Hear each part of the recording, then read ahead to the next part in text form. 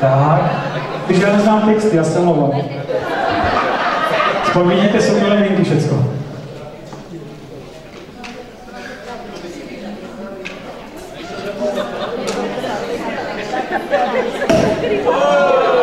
Je to tam.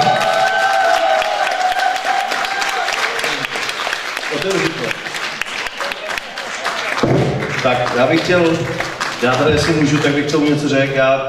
Já jsem si chystal dlouhou řeč, víš, a samozřejmě jsem zapomněl, jako všichni tam o nás zapomínáme. Ale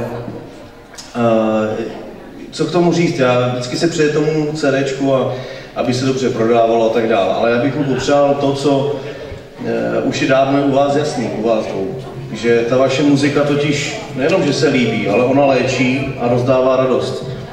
A to je to, proč jste na šlágru tak dlouho od začátku až do teď. Takže jenom ať to pokračuje, ta muzika je stejná a hlavně ať vy jste tak úžasní a stejní, jako jste až do teď. To nic více k tomu nedá říct. Děkujeme.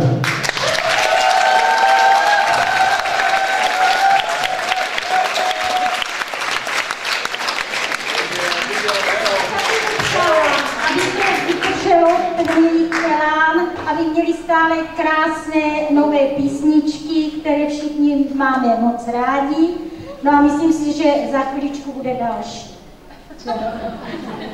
Příští rok určitě. Děkujeme. Mohl se nepohádat.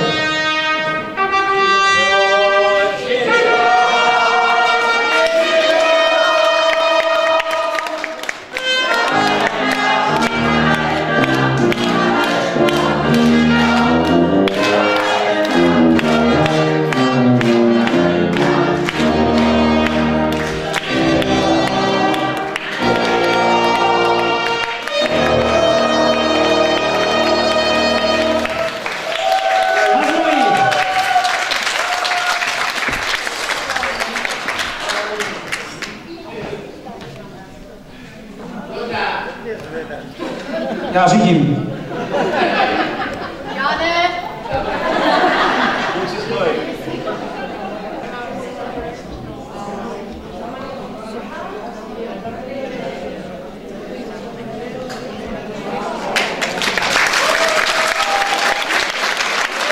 Já bych se chtěla připojit ke všem gratulantům, protože CDčko je takový miminko, který je ještě v plínečkách, tak my jsme si za celou tu partu naši dovolili tady takový miminečko v plínkách.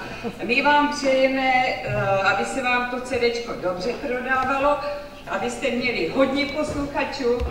Víš, já jsem posledně říkala, když jste byli třetí na šlágru, dělej si s tím, co chceš. Děkuji. Pojďme vyspu. Moc krát děkujeme.